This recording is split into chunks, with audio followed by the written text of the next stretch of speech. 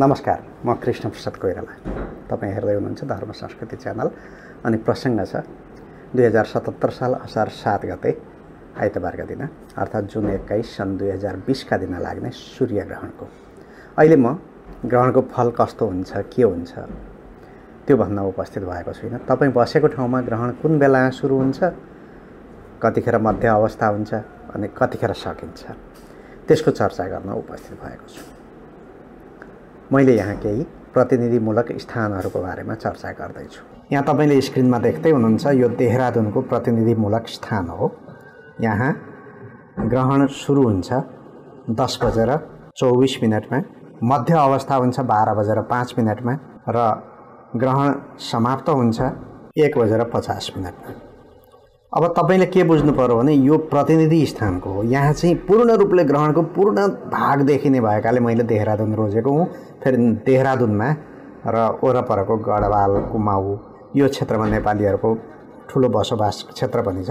यहाँ चाहिँ यो तपाईले देखिरहेको जस्तो वलयाकार अर्थात् पुरा कुण्डलाकृतिमा ग्रहण देखिन्छ। तर यो सौभाग्य संसारमा सबै ठाउँमा बस्ने व्यक्तिहरूले प्राप्त गरेका छैनन्। हेरौँ कुन ठाउँमा कुन बेलामा ग्रहण सुरु हुन्छ। नेपालबाटै यो प्रसङ्ग सुरु गर्छु र पहिलो सहर छ इटहरी।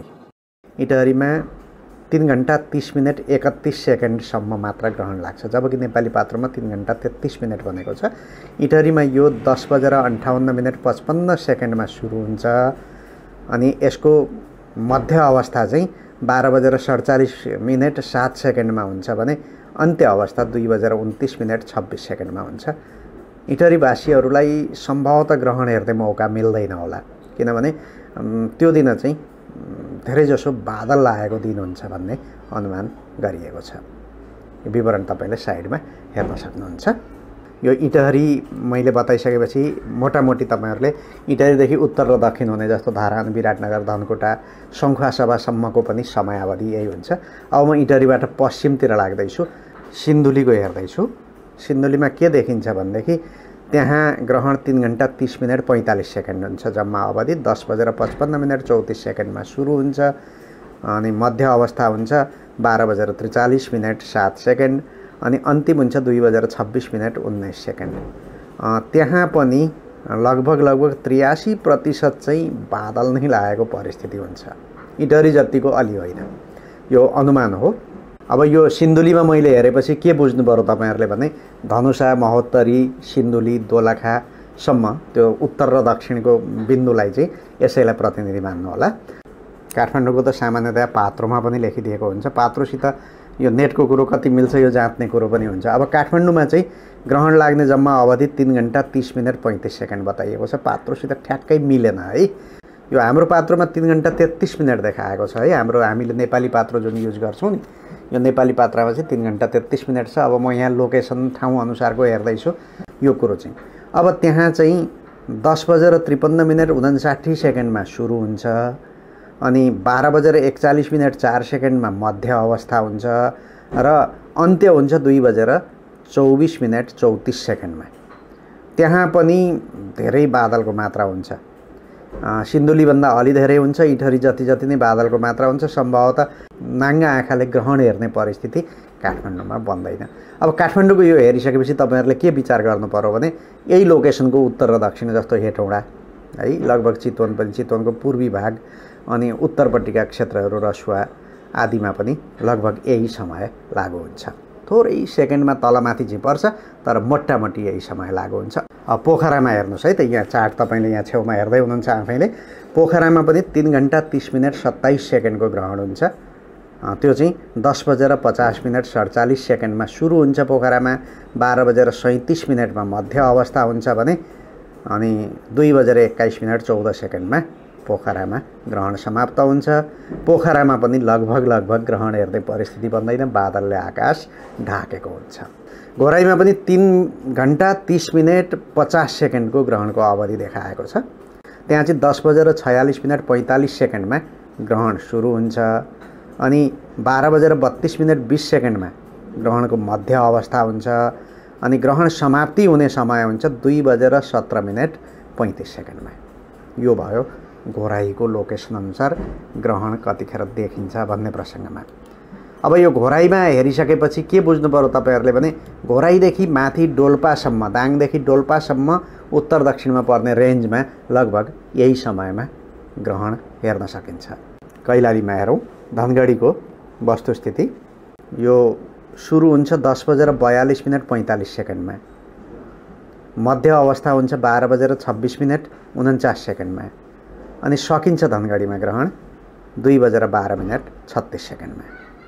यहाँ चाहिँ क्लाउडी चाहिँ हुन्छ तर पूर्वी नेपालको जस्तो ठ्याक्कै क्लाउडी हुँदैन, घरिघरि घाम छाया दोधारे अवस्था हुन सक्छ, त्यसैले झुक्केर ग्रहण देख्न पनि सक्नुहुन्छ। यो वस्तुस्थिति छ। अब मैले यी ठाउँहरू राखिसक्दाखेरि नेपालको लगभग पूर्वदेखि पश्चिमसम्मका प्रतिनिधि स्थानहरू भएका छन्। जुन जुन ठाउँ मैले यहाँ वर्णन गरेँ यी ठाउँको उत्तर दक्षिणमा पर्ने र छेउछाउका अब 40-50 किलोमिटर पूर्व पश्चिममा पर्ने ठाउँहरूमा पनि यसको प्रभाव चाहिँ उस्तै उस्तै हुन्छ, उस्तै समय हुन्छ। अब म नजिकै छिमेकी देश लाग्छु, किनभने छिमेकी देशमा पनि नेपाली भाषीहरू धेरै हुनुहुन्छ। सबैभन्दा पहिले दिल्लीमा बस्नेहरूको वस्तुस्थितिलाई विचार गरौँ। यो भारतीय समय नै हो, 3:28:34 ग्रहण लाग्छ त्यहाँ। अनि त्यहाँ चाहिँ ग्रहण सुरु हुन्छ 10:20:02 मा अनि ग्रहणको मध्य अवस्था हुन्छ 12:01:40 मा र ग्रहण समाप्त हुन्छ 1:48:36 मा। त्यहाँ चाहिँ घाम छाया, बादल कम हुन्छन्, घाम धेरै हुन्छ, त्यसैले त्यहाँ नाङ्गा आँखाले पनि ग्रहण हेर्ने परिस्थिति बन्छ। मुम्बईमा महाराष्ट्र इन्डियामा ग्रहण 3:27:01 लाग्छ। त्यहाँ सुरु हुन्छ 10:0:49 मा अनि मध्य अवस्था हुन्छ 11:37:41 मा, जबकि त्यहाँ ग्रहण समाप्त हुन्छ 1:27:50 मा। बादल लागेको हुन्छ, घरिघरि घाम पनि देखिन्छ, घाम छायाको परिस्थिति हुन्छ। त्यहाँ पनि घरिघरि ग्रहण हेर्न सक्ने परिस्थिति हुन्छ। 90% समय चाहिँ त्यो दिन त्यहाँ बादलले ढाक्छ भन्ने छ। अब यसपछि अर्को भारतको मुख्य शहर चेन्नईमा जाउँ। पहिले मुख्य शहरहरूलाई हेरौँ अनि म अरू शहर पनि लिन्छौँ, किनभने नेपाली भारतमा धेरै छरिएर बस्नु भएको छ। चेन्नईमा ग्रहण लाग्ने अवधि छ 3:19:24। अब त्यहाँ चाहिँ जुन 21 का दिन 10:22:08 मा ग्रहण सुरु हुन्छ, 11:59:04 मा ग्रहणको मध्य अवस्था हुन्छ अनि 1:41:32 मा ग्रहण समाप्त हुन्छ। कोलकातामा ग्रहण 3:30:57 लाग्छ। त्यहाँ 10:46:20 यो भारतीय समय हो, त्यो समयमा ग्रहण सुरु हुन्छ। 12:35:39 मा ग्रहणको मध्यभाग हुन्छ अनि 2:17:17 मा ग्रहण समाप्त हुन्छ। यो भारतको कोलकाताको वस्तुस्थिति हो। अब सिधै सुदूरपूर्व भारतमा जाउँ, किनभने धेरै नेपालीहरू सुदूरपूर्वमा हुनुहुन्छ। मैले प्रतिनिधि ठाउँका रूपमा तिनसुकियालाई लिएको छु आसामको। यो तिनसुकियालाई लिएपछि पूर्वी क्षेत्रका अरुणाचल मणिपुरतिरको त्यो एरियाका नेपालीहरूलाई सहयोग होस् भनेर तिनसुकियामा 3:22:24 ग्रहण लाग्छ। दिनको 11:05:46 मा यो भारतीय समयमा ग्रहण सुरु हुँदैछ अनि जुन 21 मा 12:52:59 मा ग्रहणको मध्य अवस्था हुन्छ, जबकि ग्रहण समाप्त हुन्छ 2:28:10 मा। त्यहाँ जम्मा अवधि 3:22:24 को ग्रहण हुन्छ। त्यहाँ पनि नाङ्गा आँखाले ग्रहण हेर्ने परिस्थिति कमजोर देखिन्छ। त्यो दिन 96% बादलले आकाश ढाकेको परिस्थिति हुन्छ। अब म आसामको दक्षिणी भागमा जाँदैछु। म यहाँ सिल्चरको हेर्छु। यो सिल्चरको हेरेपछि अगरतला मिजोरम यो क्षेत्रका सबै व्यक्तिहरूले यसैलाई आधार बनाउनु होला। हुन त तपाईँहरूले आफैले पनि खोजी गरेर हेर्न सक्नुहुन्छ। मैले यो एउटा प्रतिनिधि ठाउँको बारेमा मात्र चर्चा गरेको हुँ। सिल्चरमा 3:25:53 ग्रहण लाग्ने जम्मा अवधि हुन्छ।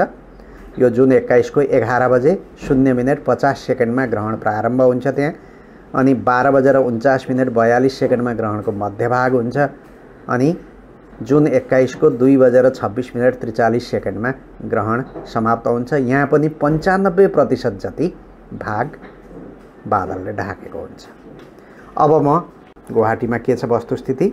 गुवाहाटीमा ग्रहण लाग्छ जम्मा 3:26:40। जुन 21 का दिन दिउँसो 10:57:27 मा ग्रहण प्रारम्भ हुन्छ। यसको म्याक्सिमम कन्डिसन अर्थात् मध्य अवस्था चाहिँ 12:46 मा हुन्छ अनि समाप्त हुन्छ दिउँसो 2:24 मा। यहाँ पानी पनि पर्छ, थोरै थोरै पानी पर्ने सम्भावना पनि छ। त्यो दिन 93% बादलले ढाकेको हुन्छ, नाङ्गा आँखाले ग्रहण हेर्ने कन्डिसन त्यहाँ पनि छैन। गुवाहाटीमा भएपछि अब त्यो गुवाहाटी आसपासका शिलङ त्यहाँबाट सिधै दक्षिण पर्छ है। त्यसरी चाहिँ सिधा लाइनमा पर्ने उत्तरतिर पर्ने तेजपुर आदि अनि त्यस पछाडि रङ्गिया आदि क्षेत्रमा पनि यसैलाई आधार बनाउनुपर्छ। अब म आसामबाट निक्लेर एकैचोटि भुटानको थिम्पूमा, यो थिम्पूकै समय हो है, अब त्यो भुटानको नेसनल टाइम हो। यहाँ चाहिँ लगभग 84.77% ग्रहणले ढाक्छ। यो 3 घण्टा 27 मिनट 56 सेकेन्डको अवधिमा ग्रहण लाग्ने हो। त्यहाँको स्थानीय समयअनुसार 11:21:18 मा ग्रहण सुरु हुन्छ अनि 1:09:22 मा ग्रहणको मध्य अवस्था हुन्छ अनि समाप्त हुन्छ 2:49:14 मा। त्यहाँ पनि 92% बादल लागेको हुन्छ, पानी पर्ने सम्भावना हुन्छ। त्यसैले भुटानमा पनि नाङ्गा आँखाले ग्रहण हेर्ने कन्डिसन बन्दैन। अब सिक्किमतिर लागौँ। सिक्किममा धेरै नेपाली दाजुभाइहरू हुनुहुन्छ। ग्यान्टोकमा 3 घण्टा 28 मिनट 58 सेकेन्ड ग्रहण लाग्छ। 84.21% कभर गरे हुन्छ ग्रहणले सूर्यलाई।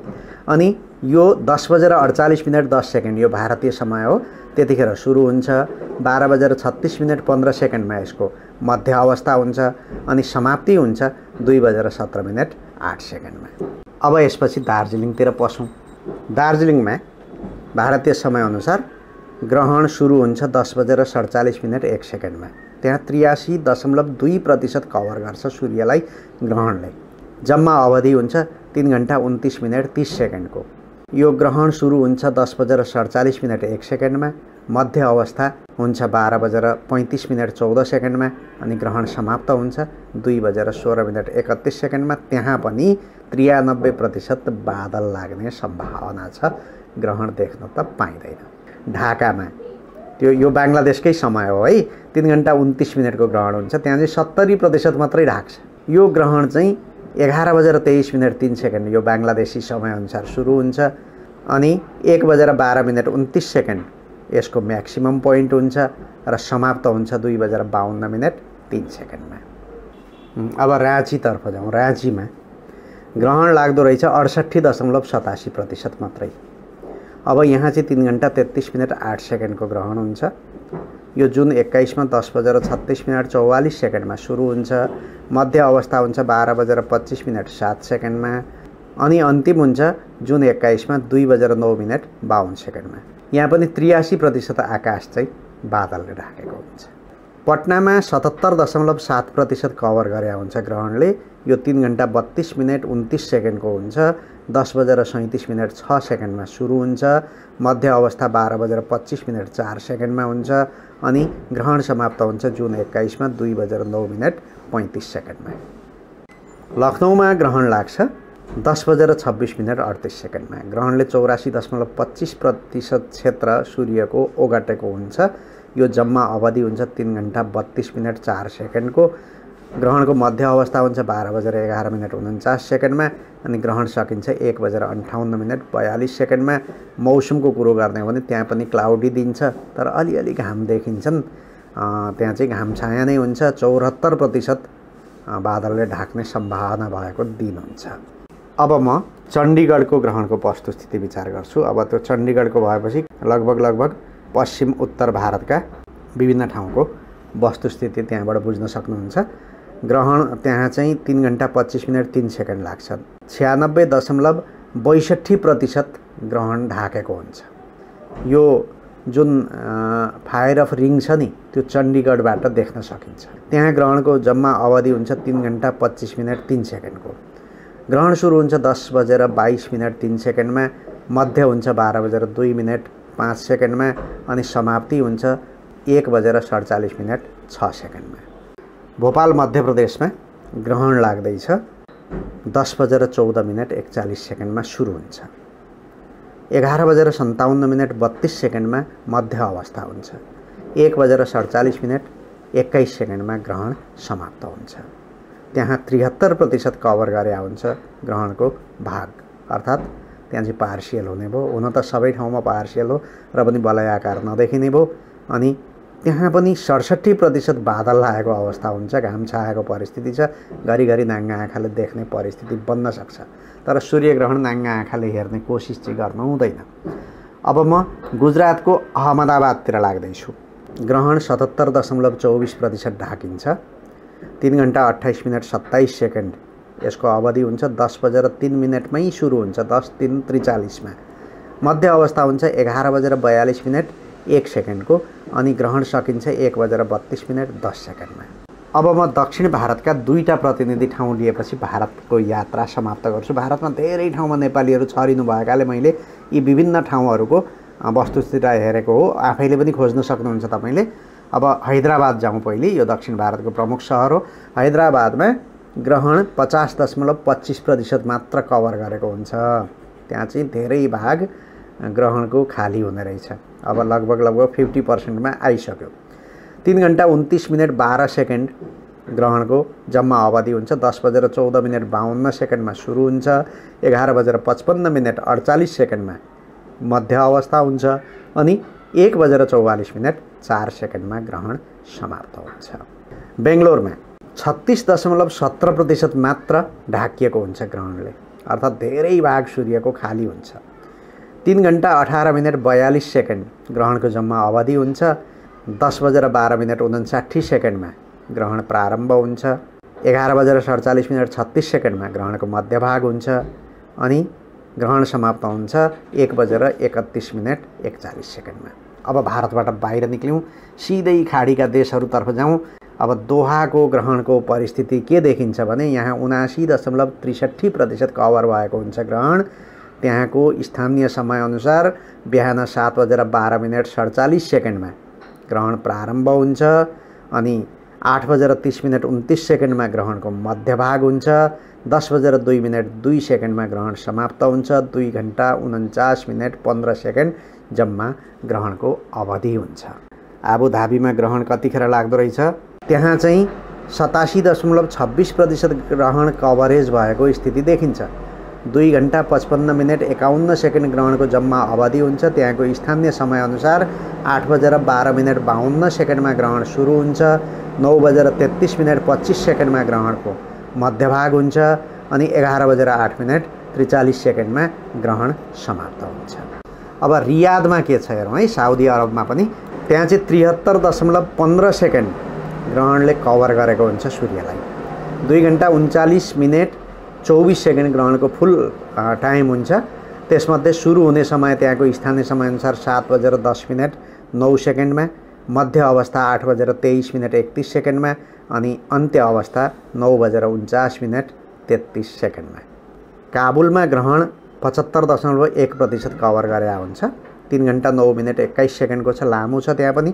जुन 21 को त्यहाँको स्थानीय समयअनुसार 9:16 17 सेकेन्डमा ग्रहण सुरु हुन्छ। 10:46 48 सेकेन्डमा ग्रहणको मध्यभाग हुन्छ। अनि 12:25 38 सेकेन्डमा ग्रहण समाप्त हुन्छ। त्यहाँ चाहिँ फुल्ली बादल अलिकति पनि नभएको 9% मात्र क्लाउडी हुने सम्भावना छ भन्नाले पुरै घाम लागेको अवस्था हुने रहेछ काबुलमा। पाकिस्तानको कराँचीमा 91.53 सेकेन्ड ग्रहणले ढाकेको परिस्थिति छ। यहाँ ग्रहणको जम्मा अवधि हुन्छ 3 घण्टा 20 मिनट 7 सेकेन्ड। अनि यो 9:26 23 सेकेन्डमा सुरु हुन्छ। मध्य अवस्था 10:59 20 सेकेन्डमा हुन्छ र समाप्ति हुन्छ त्यहाँको पाकिस्तानी टाइम अनुसार 12:46 30 सेकेन्डमा। मण्डले, यो म्यानमारको मण्डलेको हेरौँ। त्यहाँ धेरै नेपाली मण्डलेको आसपासमा हुनुहुन्छ भन्ने लागेको छ मलाई र मैले त्यो गरे हौँ। अब अन्त पनि हुनुहुन्छ होला र पनि मण्डलेमा के रहेछ भने 65.78% ग्रहणले ढाकेको परिस्थिति हुन्छ। त्यहाँ जम्मा 3 घण्टा 20 मिनट 35 सेकेन्ड ग्रहणको अवधि हुन्छ।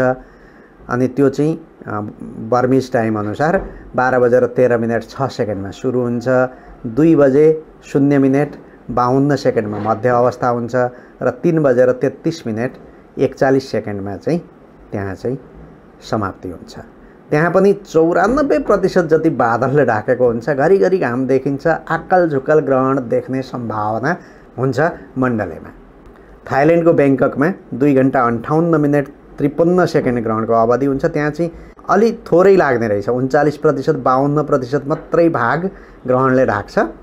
जुन 21 को यो थाई टाइम अनुसार 1:10:57 ग्रहण सुरु हुन्छ अनि त्यस पछाडि 2:48:45 ग्रहणको मध्य अवस्था हुन्छ अनि ग्रहण सकिन्छ 4:09:50 अब क्वालालम्पुरको ग्रहणको समय हेरौँ। यहाँ चाहिँ थोरै ग्रहण लाग्ने रहेछ, 10.41% मात्र कभरेज हुन्छ। यसको अवधि 2 घण्टा 4 मिनट 13 सेकेन्डको हुन्छ। मलेसियाकै टाइम हो, दिउँसो 2:50:23 ग्रहण सुरु हुन्छ। 3:57:17 ग्रहणको मध्य अवस्था हुन्छ अनि ग्रहण समाप्त हुन्छ 4:54:36 यो मलेसियाको। वेस्टर्न अस्ट्रेलियाको पर्थमा यहाँ ग्रहण देखिँदैन, सिडनीमा पनि ग्रहण देखिँदैन, न्युजिल्यान्डमा पनि देखिँदैन। अब हामी उत्तरतर्फै लागौँ। ग्रहण न्युजिल्यान्डमा, सिडनीमा, फिजीमा पनि ग्रहण देखिँदैन। बेजिङमा ग्रहण 2 घण्टा 25 मिनट 17 सेकेन्डसम्म लाग्छ, 49.12% त्यहाँ ढाकेको अवस्था छ। चाइनिज समयअनुसार 2:33:30 दिउँसो सुरु हुन्छ, 3:50:23 यसको मध्य अवस्था हुन्छ र बेलुका 4:58:47 ग्रहण समाप्त हुन्छ। अब धेरै नेपालीहरू हङकङमा हुनुहुन्छ, हङकङको परिस्थिति पनि हेरौँ। हङकङमा 85.97% ग्रहणले ढाक्ने रहेछ, 2 घण्टा 47:22 को छ अनि यहाँ चाहिँ 2:37:06 सुरु हुन्छ, 4:08:22 मध्य अवस्था हुन्छ अनि 5:24:28 बेलुका हङकङ टाइम अनुसार ग्रहण समाप्त हुन्छ। सिङ्गापुरमा ग्रहण थोरै मात्रै लाग्छ, 7.97% भाग मात्र ढाक्छ। 1 घण्टा 50 मिनट 15 सेकेन्डको ग्रहणको जम्मा अवधि हुन्छ।